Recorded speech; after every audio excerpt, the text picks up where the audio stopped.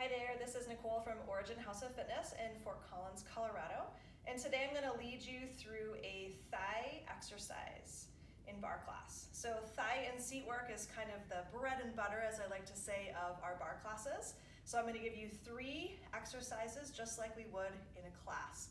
So usually we do 2 thigh exercises that focus more on our quads, the front side of our legs, and then we do 1 exercise that focuses a little bit more on inner and outer thighs. And you will see all 3 of those happening now. So we're going to start one of my favorite thigh positions. This is called lunge.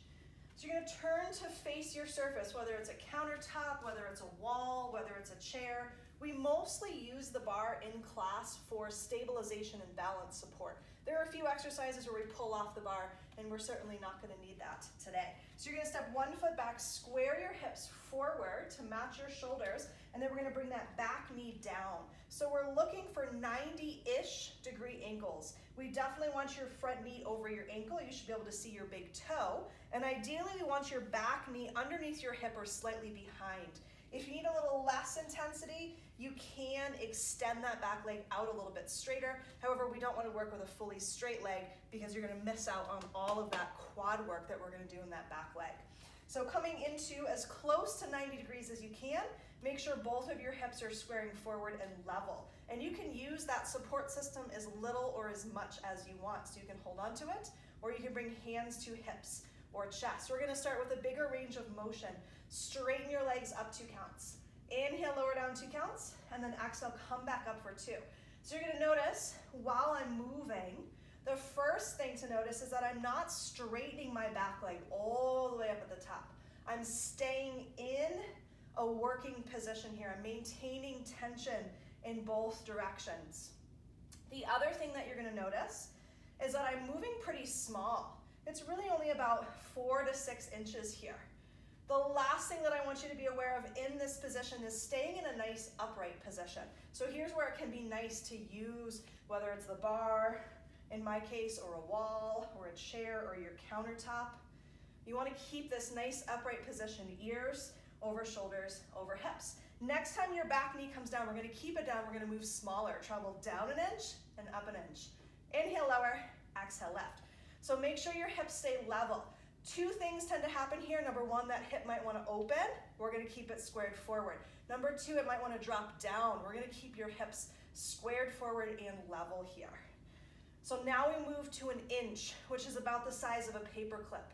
Super, super, super small. And you should feel a pretty mega burn happening right in the top of your quad here. Linking breath to movement. There's a lot of power there. If you want more intensity, squeeze the ball of your back foot in towards your front heel. So heart rate's going to come up. It may not look like we're doing much. It may not look like we're working hard, but we are. So try to take some nice deep breaths, but know that your heart rate is going to come up. And that's actually a good thing. 2 more changes to go. From here, you're going to stay nice and low. Inhale, lift your front heel. Exhale, lower. Lift and lower. So this is an isometric hold. Our ideal position here is stationary, right? Just that front heel is moving. So sometimes I like to say if you had a fancy little coffee drink balanced on your head, it wouldn't spill. It wouldn't fall off. 4 more, and then we're going to keep your heel lifted. 3, 2, heel stays lifted, little tiny pulses now. You might need to walk in a little bit closer if your back leg was starting to extend. You can also just hold here. So this is our smallest range of motion. You should barely move here. So again, that coffee drink wouldn't spill. Last little bit of work in this position, and then I'm going to set you up in wide second. And we'll dig a little deeper into inner and outer thighs. Last 10 counts. 2, 3, 4, 5, 6, 7, 8, 9, and that is 10. 1 down, 2 to go. So from here, you're going to step your feet out wider than your hips. This position is called wide second. If you're a dancer, you may recognize some of these setups. We've made them a little bit more manageable for those of us that don't have that extreme turnout in our hips. So you're going to have a seat. Once you do so, Make sure that your knees are pointing over your second and third toes. You want to be pressing them back a little bit here. We don't want your knees to cave in. Once again, this nice upright position. Ears, shoulders, hips, all in alignment. So mostly what we're using for resistance is our own body weight. So that's partially why we want to be in this nice upright position. Number 2, posture. Good habit for class in life, as I like to say. So from here, we're going to start to straighten your legs up 2 counts. Inhale, lower down for 2. Exhale, lift back up for 2. So we're going to do some of the same choreography we did in that lunge position just a few moments ago.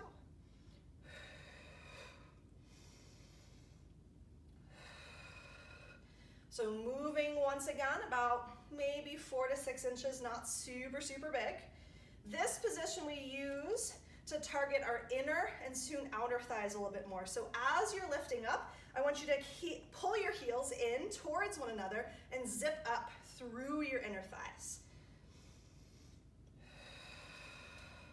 Few more of these, and then we're going to move smaller. Again, heart rate should be coming up. Doesn't look like we're doing much, but this is really hard.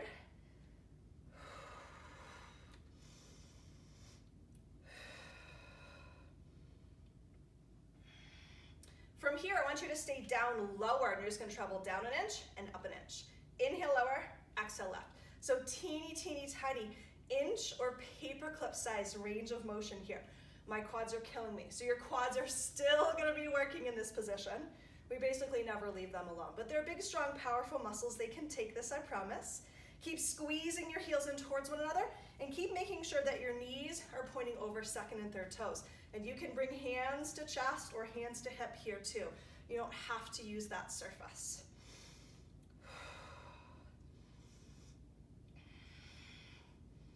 Teeny tiny little movements, isometric holds.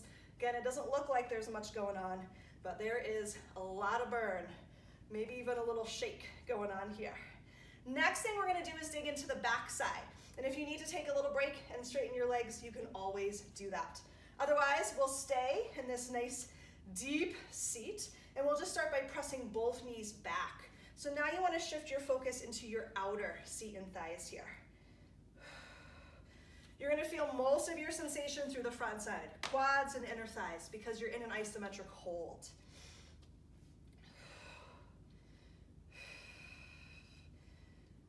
So think about your tailbone being heavy. It's pulling you down, and then you're lengthening or lifting yourself up through the crown of your head here.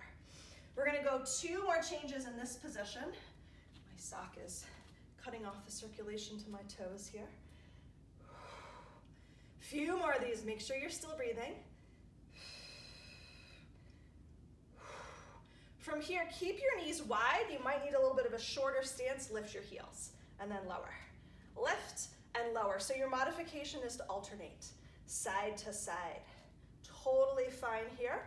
We're just going to do a few of these, and then final change, and then we'll get lunge on the second side. 4 more, and then we'll try to keep heels lifted. 3, 2, maybe heels stay lifted, little pulses.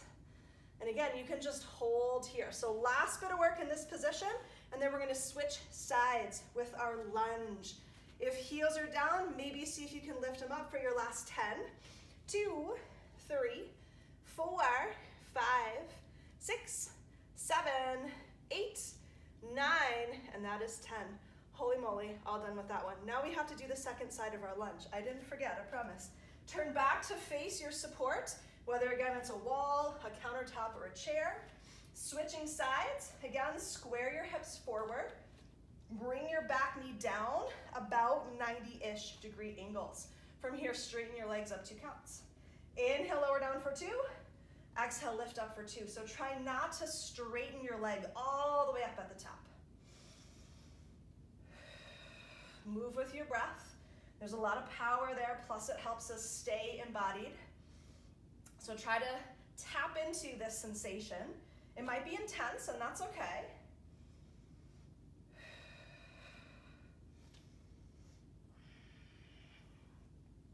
From here, next time that back knee comes down, we're going to keep it down, and you're going to travel down an inch and up an inch. Inhale, lower, exhale, lift. Teeny, teeny, tiny. Check in with your hips. Again, make sure that hip didn't turn out or drop down. So hips are level and squaring forward here.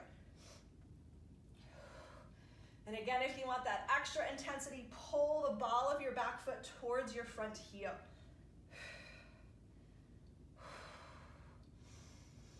Staying in this nice upright position, soften where you can. Maybe it's your face, maybe it's your shoulders.